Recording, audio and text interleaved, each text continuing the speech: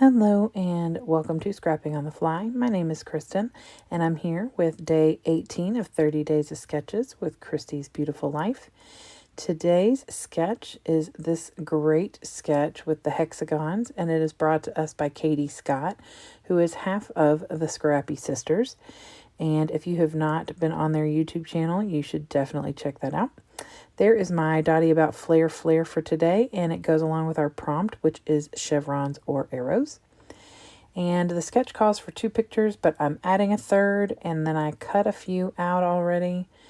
This video is going to go pretty quick. It's like less than 10 minutes, which is impressive for me because I did a little pre-work, and it's just a simple layout for me. So I pulled that black sheet of paper to mat my pictures. I will pull a white sheet as well. That chevron glitter paper in the background from this North Pole Production paper pad is what I'm going to use. So let's see how this goes. So the first thing I did was mat these pictures on white. And originally, like I had pointed out the black paper in my opening, and I was just going to mat it on black so it would stand out on this white, red, and blue and green paper. But the pictures are dark because our living room has terrible lighting. So I thought adding the white would help pop that out. And so I matted them on white first, and then I mat them on just a simple black cardstock. So then I cut those out and do not make you watch all that. So after I am done matting those, I am going to get my paper out and get started laying things down.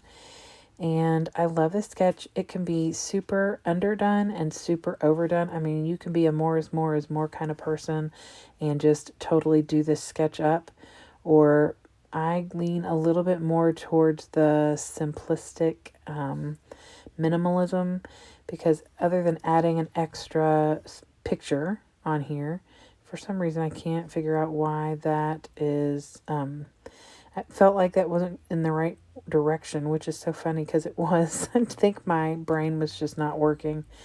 It's been a long, crazy weekend. So I get those to where I think I want them, and then I start placing these little hexagons that I had cut out. And I don't want to go up to the right because that's completely against what the sketch is doing, and I don't like the look of it. And I don't think I want it right on the top either because that seems to look a little weird.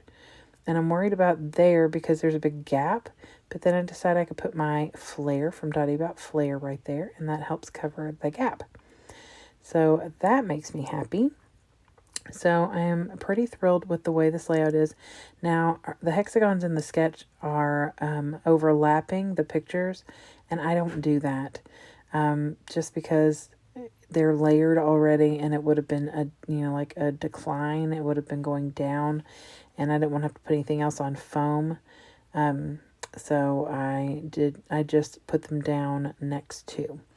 So I use my double-sided tape to get everything down where I want it. I am going to go back off camera and use my Nuvo Deluxe adhesive, which you see right there on the right, and get these tacked down because this is glitter paper, and that double-sided tape runner does not always do the trick with that. So I definitely add the Nuvo drop adhesive to the back of my pictures as well as the back of these hexagons that I put down. So in the sketch, there are a couple of hexagons at the top that are kind of cut off by a banner, and then there's some arrows that are kind of tucked underneath. So I'm going to put these 2 up here, and I thought about tracing around them with a black pen or marker, but it's glitter paper, and I don't think it would work very well. So I'm okay with it kind of disappearing into the page because I am adding what could be construed as a title up there. And I start to lay it down and realize that it disappears into the page, so I mat that on black. And that'll also help bring the black from the bottom where the pictures are, later where the title goes, and then up to the top. So it gives more of that triangle effect that everyone seems to love so much. I don't always pay attention to that stuff, but it definitely is more lovely to the eye when things kind of line up. So I got that down and it was crooked, so I had to pull it back up and move it So I get that down there, and then I start adding these thicker, let's see, it's called tinsel accents. And they are shiny red, but they look good with this page. At least I think they look good. And even though the whole concept is the chevrons and the hexagons, there are circles in my hexagons that I have over there. And so I like this, just the add of the little pop of these red circles. There are other embellishments on there I could have used, but there's no snow in these pictures, and even though it's winter, I could have added that. I just didn't want to. I think the circles just really fit with the circular hexagon paper. So I get a bunch of those down. I think I start with 6 and then add a 7th one because it felt like the left side was a little light. There were more over towards the right.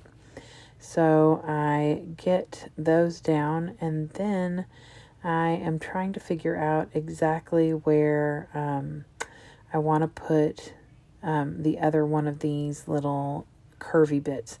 So in the sketch, they've got an arrow, 2 arrows at the top and 2 at the bottom. And I'm not going to use those arrows. I almost got my Cricut out and started cutting them and changed my mind because I really want to use these. So I got these 2 wavy lines, and I put one at the top, and I do it over the hexagon and not under like in the sketch because it's got dimensions. So obviously that wouldn't work.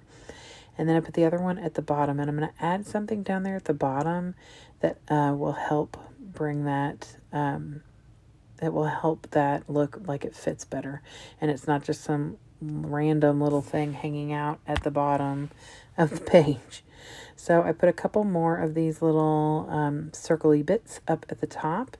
So, and I moved that one a little because it looks like it's right below the other one, and I don't want it to look like uniform like I'd put it there on purpose. So I get those put down, and I don't know if I've already put my flare down or not, but I'm about to. If I haven't, I'm about to. And I just glue it down. I use a little fun foam underneath. And then this right here is a piece of a cut apart, and it's actually the same cut apart that I used to mat that North Pole Production Presents up at the top. And I use fun foam on, or not fun foam, but a strip of foam tape on the top and bottom of that little Merry Christmas, and layer it on top of that little squiggly line so it's not dipping. And I love that. And I'm thinking, both of those could be a title, but on the sketch it has the title here underneath the one hexagon picture and above next to on the left of the other. So I decide I am going to get out some of my stickers as well as these Sticko alphabets, and I'm going to make a title right there on that red hexagon to the left of the bottom picture. And I originally considered doing "Oh Shirt" and changed my mind. So I looked in my thickers and found a couple things that I liked, and so decided I would go with Shirt Squad. I created these shirts on my Cricut for my kids and my husband for Christmas in 2020.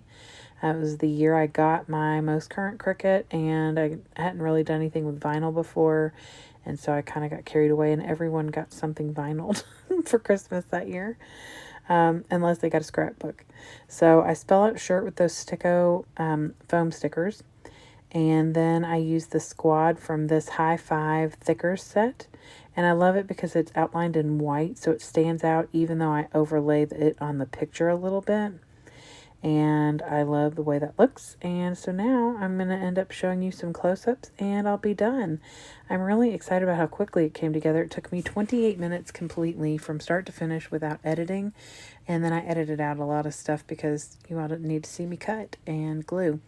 So I hope that you all will check out all of the YouTube hoppers that are below in the description box, especially the Scrappy sisters, because Katie and her sister Jessica are fantastic.